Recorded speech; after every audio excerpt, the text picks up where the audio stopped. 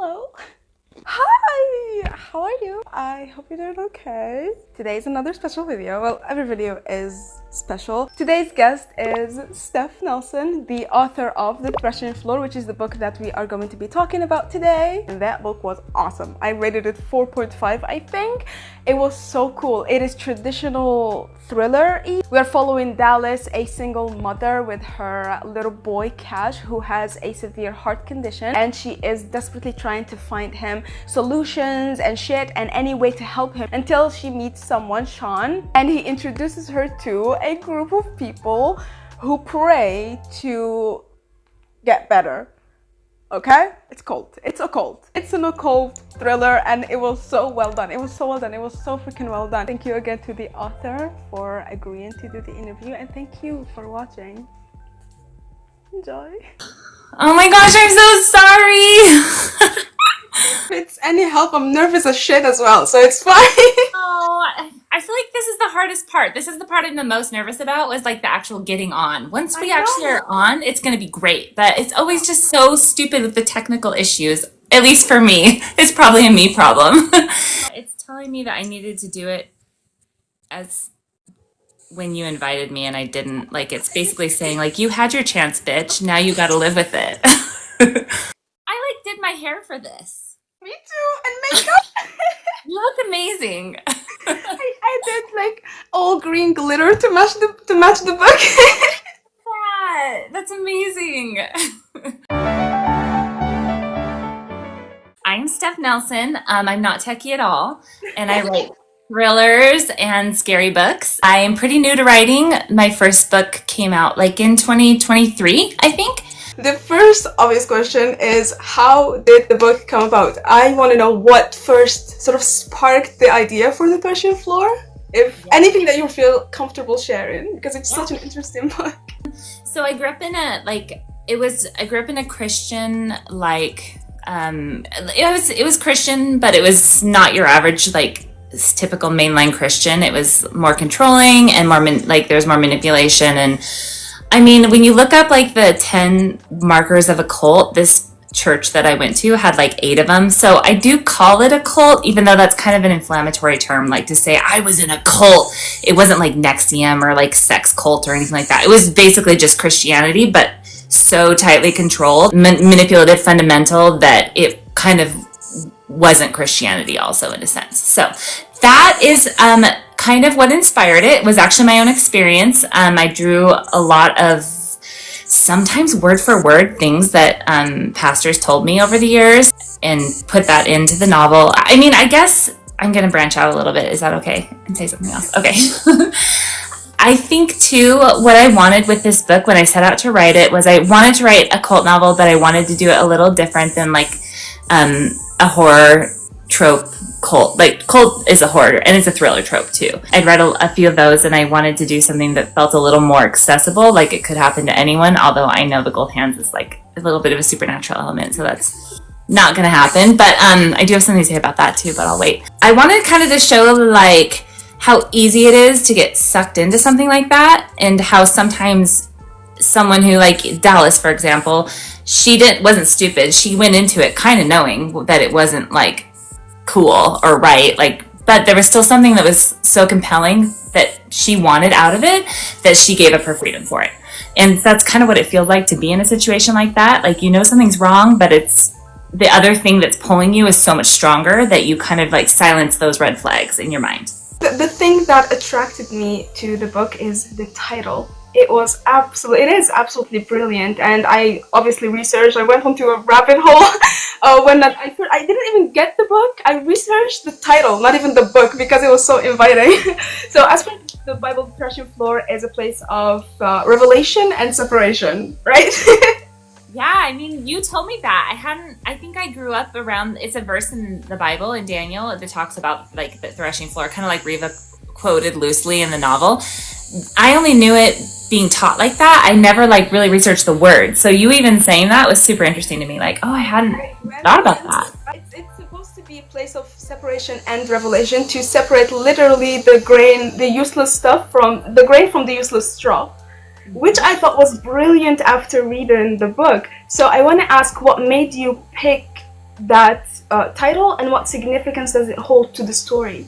This was like part of my experience growing up. I wish that, actually, I think that like you should answer this because your answer is going to be so much cooler and like more metaphorical than mine. My answer is simply that that's what like an exercise was called that we had to do in this church like group that I was in. And it was somewhat, I mean, nobody got naked or got cut or anything like that, but like you had to sit in a hot seat in the middle and everyone would tell you all these horrible things about you, like what areas you needed to grow, things you needed to change. And it was supposed to be that separation, like it was supposed to make you like more holy in a sense. But what it really does is it's just a form of another way to entrap people and control them. The idea, I think, is similar like to the biblical idea of separating the chaff from the grain. But when taken and twisted, it's honestly just a pretty genius control mechanism for somebody. And the way you did it was, I told you, it was brilliant. I was like fangirling so hard when I texted you. I didn't even know that it was an official account. I just did it anyways.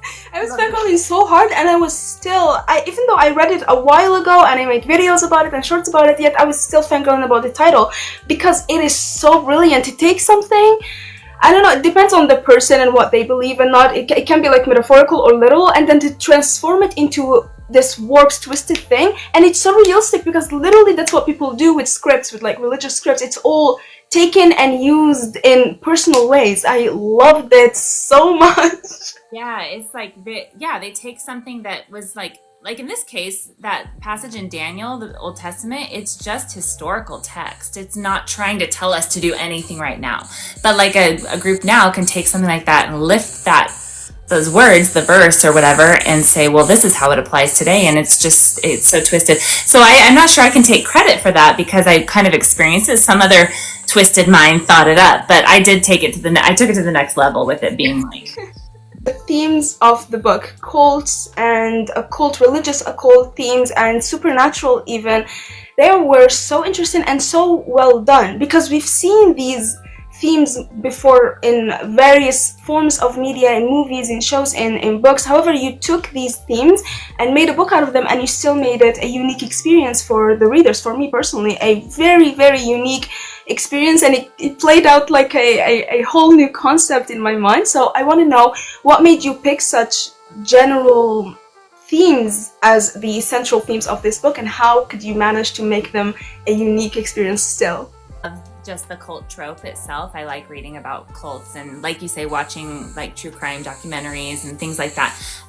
So I actually did set out to be like, I want to write about a cult, but I want it to be like not like almost maybe even not recognizable as a cult. I mean, it is a cult, but I didn't want to do the same thing that I'd already read about, which is amazing. I mean, brilliant. I love reading about those cults too. It never gets old. It literally never gets old.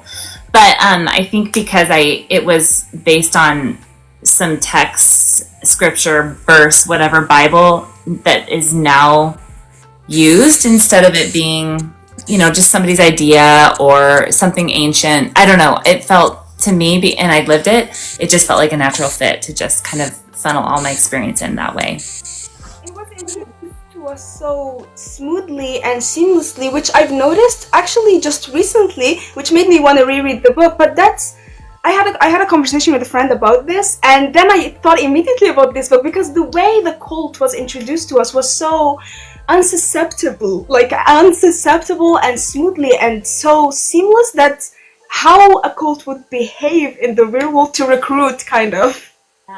Yeah, like more of a subtle step-by-step, like frog in boiling water, like you don't know it's happening. Yeah, I mean, that's kind of what happened, I think, to Riva a little bit. Like she kind of, I hope it comes across that she didn't start out like controlling or. About that. Yes, I agree. Yeah, She not like that. She was one. Her and Sean. I do have a question about that later on, but she was the most interesting character for me, especially with the dual timeline. Seeing her grow up from this pious, obedient, religious girl to whatever she became, which is almost monstrous. The way she would behave with people, the way she would manipulate was so freaking interesting. How was the process of writing such a character, and how was the process of that progress of Riva? probably could have like just written a whole book about like a coming of age story almost about her. It could have almost been its own, because I enjoyed writing her too. And because it was very like, this thing happened to her, the gold hands, it was genetic. She didn't ask for it. It just happens. And then she ends up being taken advantage of, and she has to kind of like make peace with it one way or another. I mean, you either embrace it or you use it for your betterment some way. I mean, and so I feel like in a lot of ways, I'm not sure that she did anything too differently than what maybe we would do. If it is true that every time she heals, I mean, there's the spoilers. I don't care. I'm going to say spoilers. It's not that big of a spoiler. If every time she heals, she takes away, or she loses something, you know, but when she takes away, she gains something, it is kind of becomes like a survival thing. Like, well, so then what do? I like the conundrum of it. And so I think it was just, she chose that she wouldn't be taken advantage of anymore. She was, you know, kind of a neglected little girl, and made her choice, went down that path, and kind of took her brother along because she could, you know, and she didn't want to be lonely. She was so used and abused by her mother in these like mental ways that scream a narcissist mother. That felt like, reading them felt suffocating. And there was one scene when she found a raccoon that she accidentally ended, and she felt better immediately. Her headache was gone and stuff like that. And that there was like a little severance that could be felt, a little flip in her personality that later on got more and more amplified. That was so subtle and so brilliantly put into the story to showcase how that small little thing completely changed. I feel like if that didn't happen, it was like a butterfly effect, kind of. Like sliding doors, like if you go through this door, then something else could have happened. Yeah, I think you're probably right. Our protagonist, Dallas, she is a very, I wouldn't say as complicated as Riva, but she's a very, very interesting character. She is a single mother, and she has gone through experiences with her child that are just unimaginable, and still goes through unimaginable horror as the story progresses. It's so simple, but she was still creative, and she was still interesting to read about, and not one page felt boring. How is the process of writing someone so simple yet so interesting at the same time, and to not let those things, her having a sick child and trying to find a cure for him, trying to find help for him consistently, didn't take away from her personality. She still felt like her own person. An interesting observation. Thank you for saying that. So I lost a child, a 2-week-old child, so not like a toddler like Cash was, but she was 2 weeks old. This was like 15 or 16 years ago, to a heart condition. It was different in that there was no option for like a transplant even. It was just like, we have to unhook her like from life support. She's not going to make it. And so a lot of that was drawn from my own fear, I think. I felt that, you know, that same fear of like, what happens if my child dies? And then I ended up living it, and I wanted to kind of like see what it would be like to not have that be the case. And I think that I also have a really close friend who has a child who's 17 now with a severe heart condition, and he is more like Cash in that he hasn't had a heart transplant yet, but like that's what's next. And so when you see, I've observed her, I've lived a fraction of it. It's like living with this constant like shadow of what could be. You might lose your child might die. You can't live under that on a daily basis. You know, I mean, you have to find, I'm not sure if this is exactly what you're asking, but like you have to find yourself and pockets of like hope to like cling to, because it's not, otherwise it's so heavy and it's hopeless. I didn't know this, but the more I'm talking to you, the more I'm seeing that you've taken a lot of personal things and engulfed them into this story that is just wrapped in urban fantasy occult. How could you balance these themes and make them smooth, and it feels like a continuous, just one perfect story? None of it felt severed in any way. I don't know. I just kind of decided to trauma dump in this story. I don't know why. Okay, everything the bad, is not everything, but let's pick 2 huge bad things that happened to me and see if we can make them go together. It didn't happen like consciously. I don't think I set out to do the cold story, and then I was writing about Riva in my first like iteration of the story when I first started writing it, and then Shane showed up, and he was actually Riva's son in this. Anyway, I won't get into that. The story's changed so much through revision, you know, but he had a girlfriend, Dallas, in this first iteration, and I just fell in love with her, and I was like, wait a minute, I think actually she's like a driving force for the narrative, and I was just gonna have her be a side character with like a child that needs help, but then so she became bigger, and that's kind of I think why the cult history and the medical trauma history kind of meshed together. It is a lot. Step back and just try to dissect it. It is a lot, but reading it did not feel like that to me. But I'm traumatized, so it felt. Thank you. I want to go back to Sean and Riva. I can't get them out of my mind. Their relationship was so weird. Yeah. In a good way. There was this progress of separation between them, yet there is still this ginormous trauma bond, especially from Shane's point of view. How did you manage that? What was the process or even trains of thought that came and went when developing a relationship that was so, I don't know, twisted in a way? With this story, I have a lot of male characters in my books, and they tend to be bad guys. Like, I don't know, it's just kind of like, it's kind of a thriller thing that males tend to be the serial killer or the bad guy, you know. And in this one, I was like, I kind of want to write a male that is like a good guy, you know, and who consistently like chooses the right thing almost. And it's almost not realistic. Like someone, but I guess at the end, he kind of, I mean, for anyone to choose to always do kind of the honorable thing, let alone gender, it's like, that's not how we are. But I just wanted to see what would happen if he did do that, so it's almost like a opposite. Like he had the butterfly effect moment where he chooses to do the right thing, which he was misinformed. We know he was manipulated, but in his mind, it was the thing that was going to save him and her way back at the start. And then she chooses to kill people. I just liked the juxtaposition of that, I think, and seeing how just the choices that we do have and can make and how that affects things going forward. I thought that he was a good contrast for Riva. I personally think that the villain dude is overdone. I think villains, when they're females and when it's done this way, not only twisted and warped, just mentally warped, way more sinister than a dude. And the violence that you picked was so interesting, but because it's subtle until the very end when we know what she's doing in the basements, but it was so subtle all throughout, but it gave kind of like an Umbridge vibe where you don't like this person, but you don't know why. She's so charming and stuff. Umbridge wasn't, but she's so charming and lovely and pretty and inviting and welcoming, but there's something off about her. A switch is flipped off somewhere in there. Kind of like every controlling leader ever. In order to be like able to like recruit anyone, you have to kind of have that presentation that is appealing, but then that stone cold motivation on the inside, you know? Exactly. Someone says, for me, horror is defined in disturbing movies, not those jump scare scenes or thrilled places. I don't like just jump scare. Yours was the complete opposite. It was exactly everything I love in horror. It was smooth and realistic as it can be.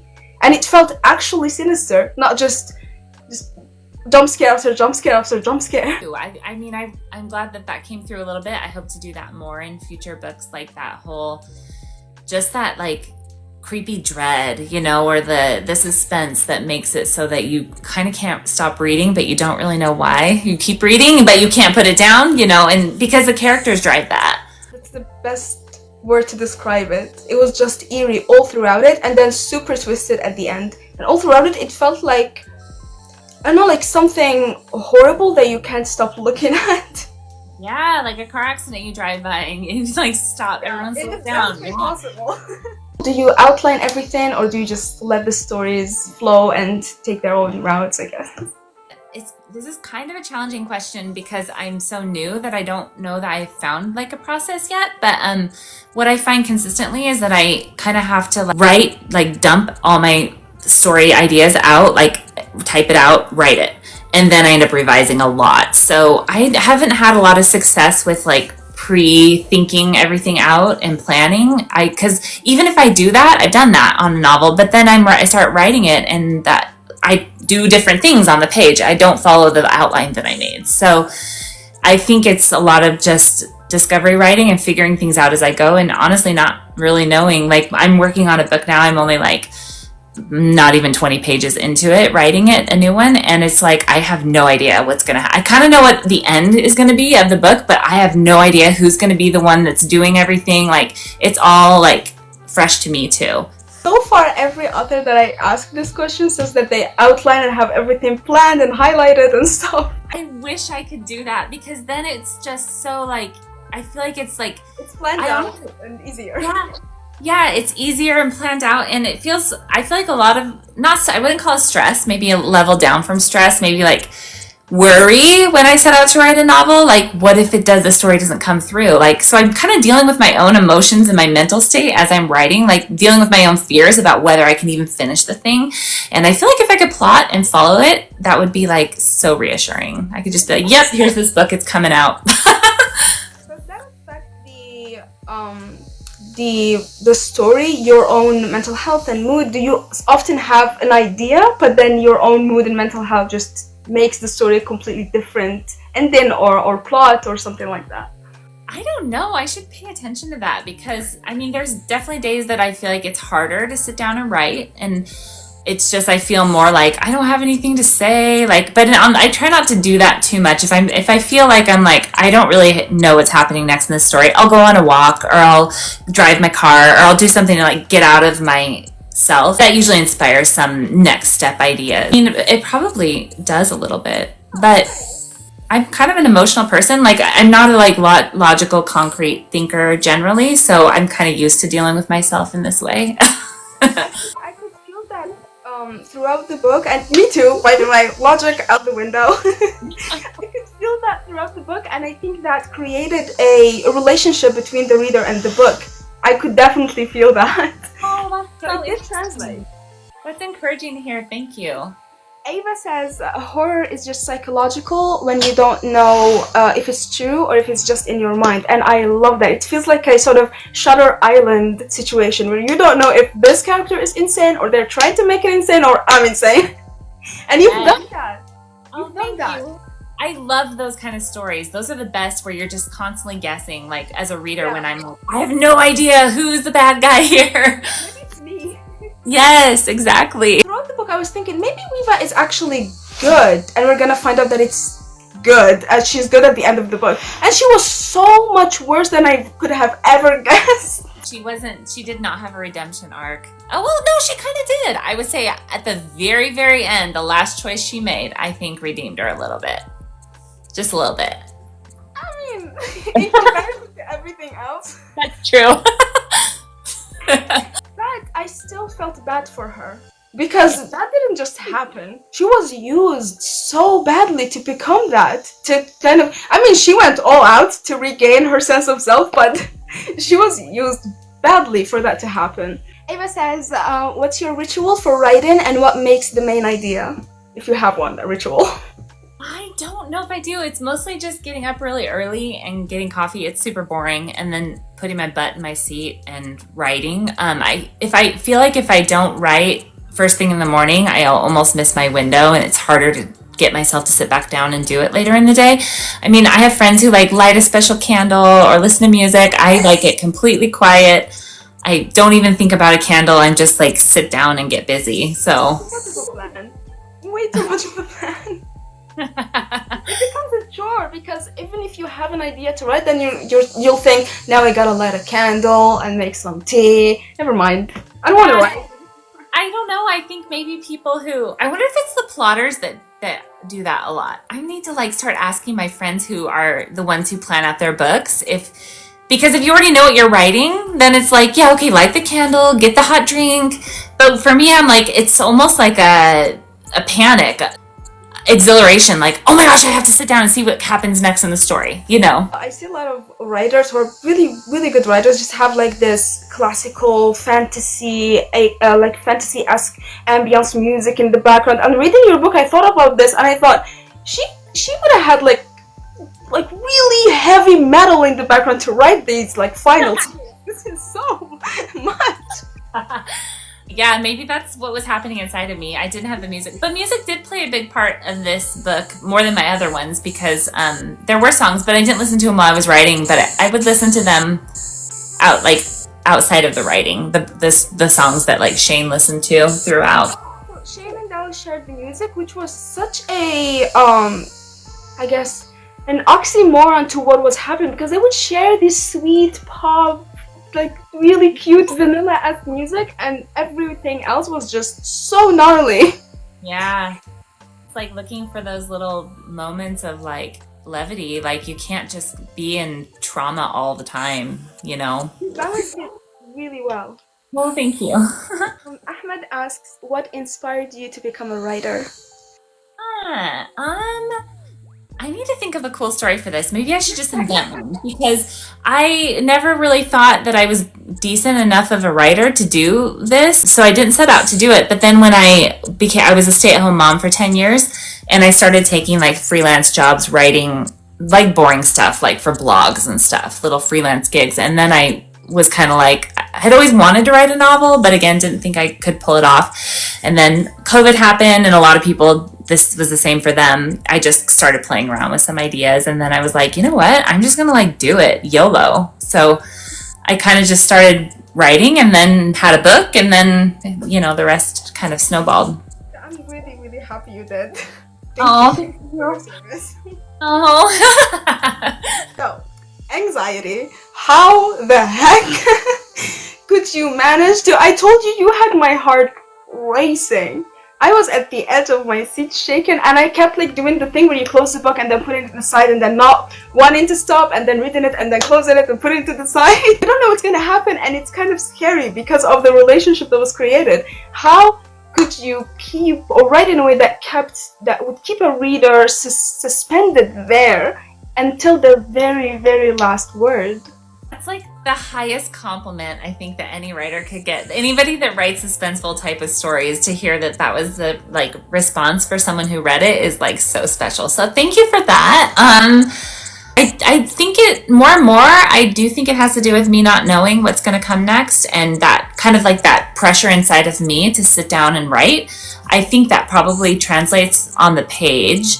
And then, of course, the not sexy answer is then I have to go through and revise, and like I'll add in little suspenseful moments where I think it's lagging. But I think overall, and not to say that that's the only way to do it, because I know people who plan out their novels to the like their thrillers and like horror stories to the T, and they're super suspenseful. So I just think that for me, at this point, I need that pressure inside of me, I think, in order to create the suspense.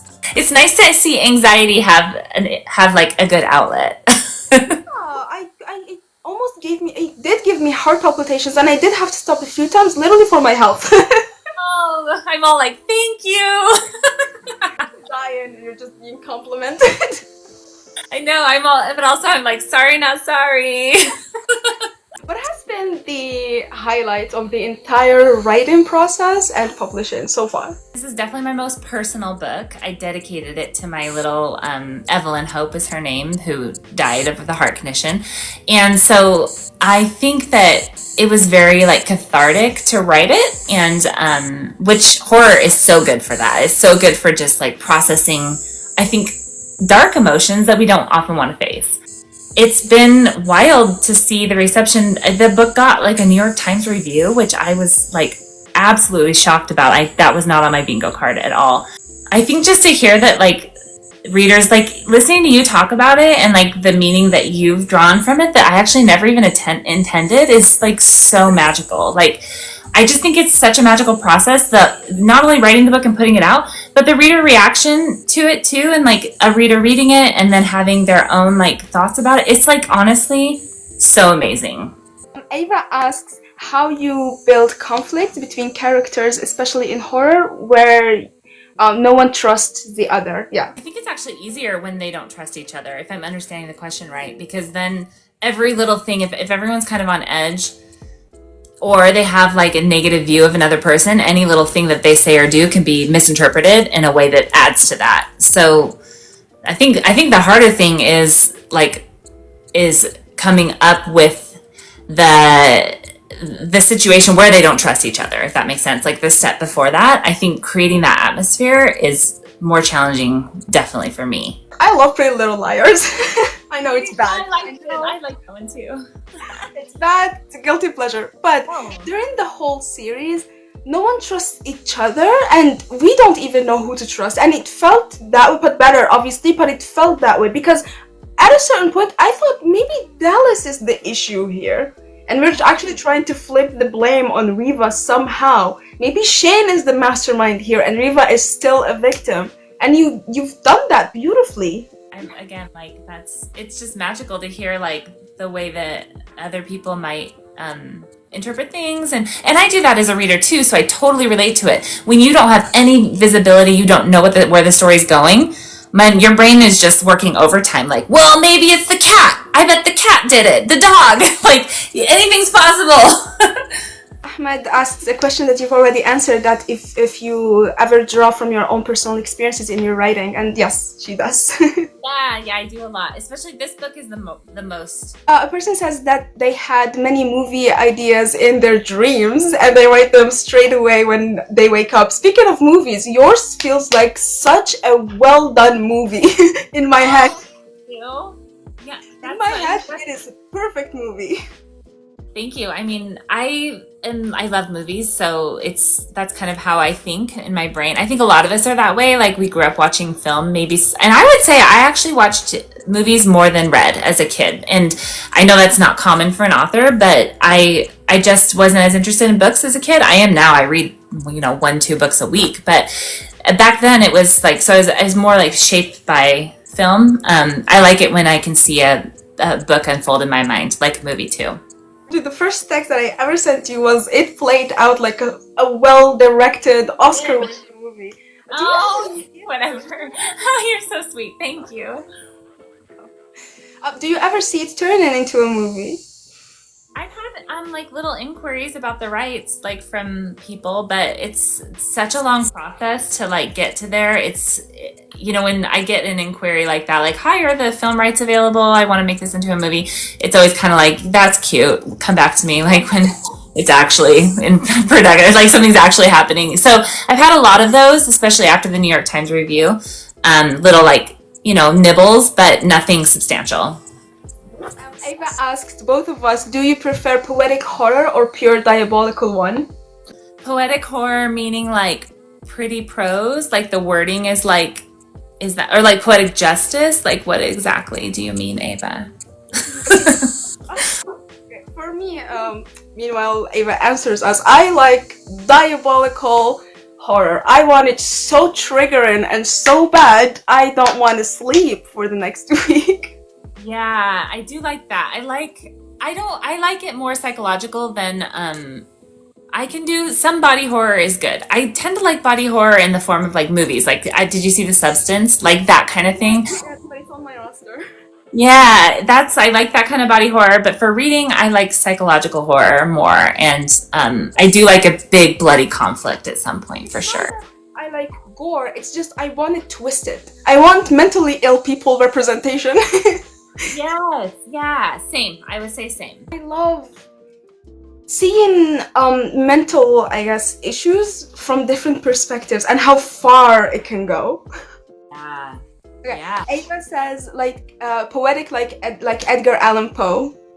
Oh, I love Edgar Allan Poe. Yes. I do. So I do like that. I don't know. I would need recommendations for more of that, I think, because off the top of my head, I can't think of anyone that does. I mean, that they exist. I just don't know of them. So I would need recommendations for that. I would definitely want to read more. Do you ever see yourself writing more books in the same vein as the Threshing Floor? Occult, religious occult, urban fantasy, even. This is a good question. I don't totally know like what the future holds, but I'm going kind of down more of a psychological thriller pathway with my career. Not that I wouldn't come back to this. I absolutely would because I love writing it, but I've had some success with thrillers like that don't have supernatural elements, that are just straight psychological suspense thrillers. So I'm gonna write a couple of those and then see what happens. I want to go back to the gold dust. You hinted at it a little, But it's such an interesting aspect because it's not unaccepted, it's unexpected, sorry. Everything else is realistic, and I can see it happen. I can see myself watching some sort of crime documentary thingy, and everything that happened in the book would be just portrayed in that documentary. Apart from the gold dust, where did that come from? Again, this one came from like something that supposedly actually happened in the religious groups that I was involved in. This one specifically was more like happening in the early 1990s they called them like the Brownsville revivals and such. They were all I can think of is Jonestown, and that is not what it is. Jonestown was the mass killing. That's not it. It was like these religious revivals, and people were claiming that the Holy Spirit was like descending upon them during a service and putting gold dust in their hair, on their palms, and in their teeth. And so it kind of, I mean, later, to me, it's obvious that it wasn't real because I don't believe in that. But for a time, people really truly believed that that was like God manifesting his glory. And they found out later that it was a hoax, that somebody had, planted those things. But I always remember being taught kind of about that in like the early 2000s when I was still involved with this group, and just thinking like, how can that be real? And if it is, like, because it was creepy and weird, and my big question was, why in the world would God do that? Like, of all the miracles, why would he put gold dust on your palms? Do you know what I mean? Like, when there's people who need healing, and there's war and all these other things. I just thought it was so interesting that the fixation with like basically becoming rich in that moment too, so I kind of lifted that from history. I love how you took that and didn't just make the entire, because it is one heck of an aspect in the book. It is the urban fantasy aspect of the book. Yeah. But I love how you didn't just make that the leading thing because it's the most interesting aspect. In fact, you built so many incredible point of views around it. Ava says, what is the best way to use myths and old stories in horror like you've done? Oh, I don't know the best way. I think any way that someone who wants to do it can come up with a way that feels like fresh. At least fresh to someone who, because to me, we've all heard some of the same stories, like tropes are the same things, like cults or the final girl. These are all like common tropes, but we love them and we want to hear them over and over. But if you can take like make a little fresh spin on it, in some way make it interesting and different, I think that's probably a good way to approach it. One of the first things that I said is that I asked is that you've taken these themes that are so known, that have been done so many times, horror and psychological horror and occult, but you still made it. They're still interesting, but you still made them unique. Oh, that's so great. My last question is, what are you willing to share? Any projects that you are currently working on, or any projects that you want to work on in the future? So I have another thriller coming out in May 1st. It's called Last One Out, and it's a dual timeline, now and then timeline of a girl who goes missing in 1999 when she's going to an isolated hot springs with some friends, and her friends are actually murdered that night, but she goes missing. And then 25 years later, her cousin / best friend is still missing her or whatever, and then the girl reappears into the now timeline. So, and then it's kind of like what happens next. So that one's coming out in May, and then I'm also writing another one, the one that I only have like 20 pages of, which I actually don't know what it's going to be yet. So thank you for having me so much. I'm so sorry about the video not working. I'm going to like research that. Thank you so much for being here. Yes, it was so fun. Oh, thank you so much. I really, really appreciate it, and for answering all of my questions. For reading my book and for like being so like, yeah, I just appreciate so like encouraging about it. Thank you. I'm glad. Goodbye. Bye-bye.